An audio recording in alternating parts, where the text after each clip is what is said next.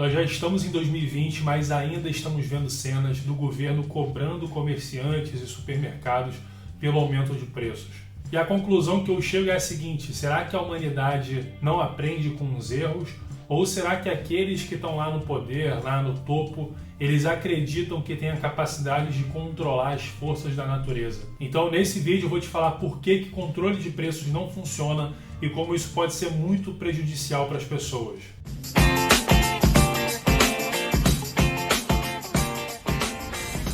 Se você é novo aqui no canal, eu falo sobre economia, investimentos e finanças em geral.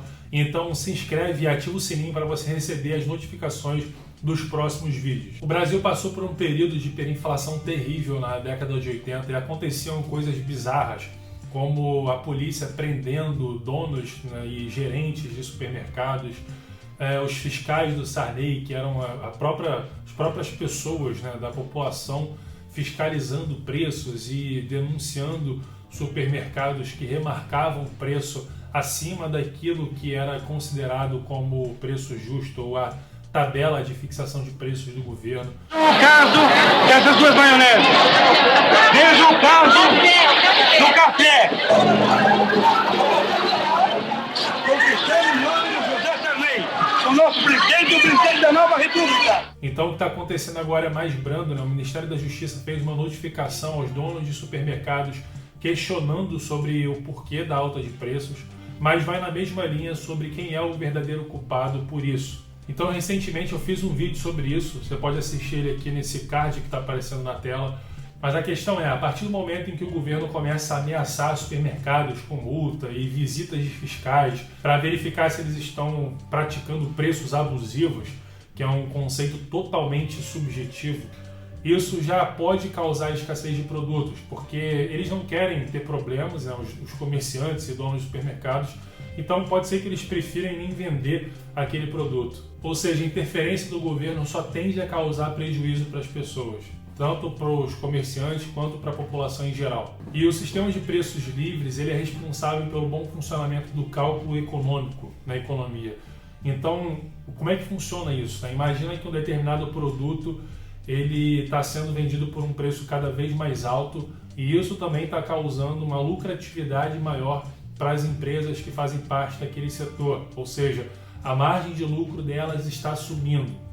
O que acontece? Essa informação de preço maior e margem de lucro maior atrai novas empresas para fornecer aquele mesmo produto.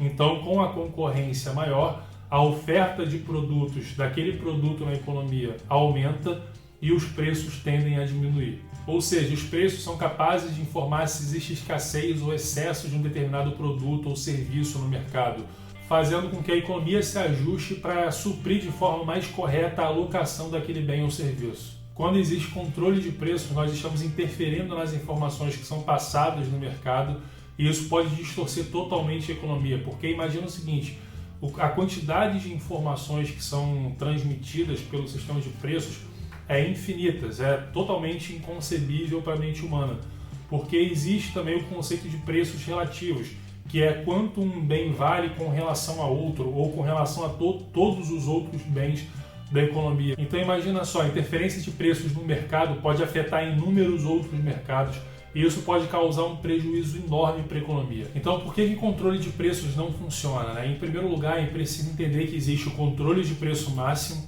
e o controle de preço mínimo. Como é que é isso? Então tem um preço que é o preço de equilíbrio de mercado, que é aquele comumente praticado, e aí vem o governo e diz que ele precisa ser menor do que aquele preço de equilíbrio. Então ele quer colocar o preço abaixo do preço de equilíbrio. E aí o que vai acontecer? Muitos ofertantes daquele produto, daquele serviço, não vão conseguir mais oferecer o produto ou o serviço no mercado, porque os custos vão estar acima daquele preço fixado. Eles vão ter prejuízo se eles oferecerem aquilo. Então, para eles é melhor nem oferecerem. Ou seja, com uma dada demanda por aquele produto, se menos empresas vão querer oferecer aquele produto, isso significa que vai gerar escassez.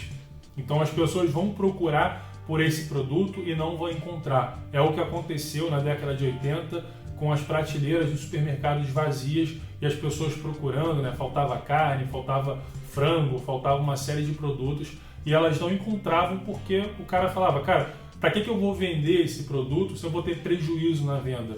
Então é melhor eu nem vender. E aí uma coisa que o controle de preços máximos faz é criar os mercados negros, né? Então você chegava lá num açougue na década de 80 e perguntava se tinha picanha, e o cara dizia que não. Mas ele falava, mas se você pagar tanto a mais, tem picanha, tá? Mas pelo preço fixado pelo governo, não tem picanha, né? Mas na encolha ali, ele te vendia com ágio. E é por isso que eu digo que, na verdade, o mercado negro é o verdadeiro livre mercado. E por outro lado, tem um controle de preço mínimo, né? Como é que funciona isso? Existe lá o preço de equilíbrio, aquele preço comumente praticado naquele mercado, naquele produto ou serviço, e aí o governo determina que ele quer beneficiar aquele produto e estabelecer um preço mínimo acima do preço de mercado. E aí o que vai acontecer? Imagina que é o mercado de feijão, imagina que o governo determinou por lei que o quilo de feijão tem que valer no mínimo R$30.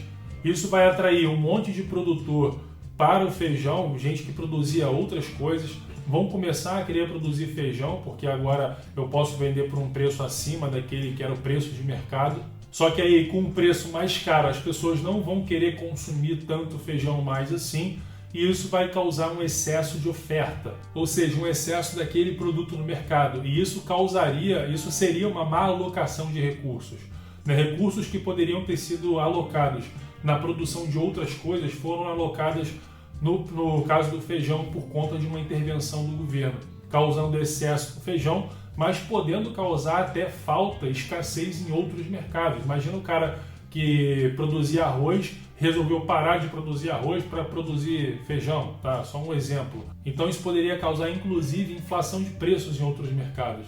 Um outro exemplo clássico também seria o salário mínimo ou o piso salarial em alguns setores. Imagina que o governo determinasse que um advogado tem que ganhar no mínimo R$20 mil por mês. Então não interessa se você for advogado e fosse trabalhar no escritório, eles seriam obrigados a te pagar no mínimo R$20 mil por mês. O que aconteceria? Muito mais gente iria querer fazer direito, iria querer cursar essa faculdade.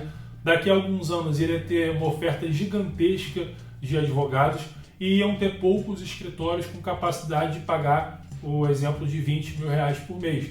Então teria uma oferta de trabalho, uma oferta de mão de obra nesse mercado de advogados e uma demanda menor, né? Um excesso de oferta. Então, se você pensou em algum exemplo tanto do controle de preço máximo quanto do controle de preço mínimo, algo que você tenha visto, algo que você veja hoje em dia acontecendo, me fala nos comentários, tá? Então eu só espero que medidas de controle de preços não sejam implementadas.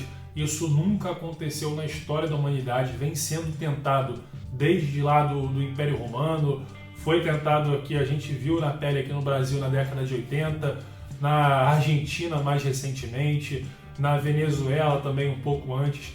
Enfim, nunca funcionou em nenhum momento na história da humanidade e nunca vai funcionar porque não tem como funcionar. Não tem como burlar a lei da oferta e da demanda, tá? Não tem ninguém, nenhum político capaz, é um Deus supremo capaz de contornar a oferta e a demanda.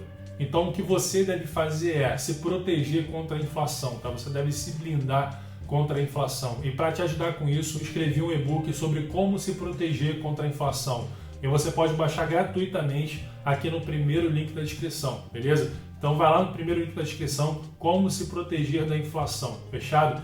Então, se você gostou desse vídeo e acredita que ele pode ajudar outras pessoas a compreender esses conceitos aqui, curte, compartilha com seus amigos. Se você não for inscrito até agora, se inscreve no canal e ativa o sininho para você receber notificações dos próximos vídeos, fechado?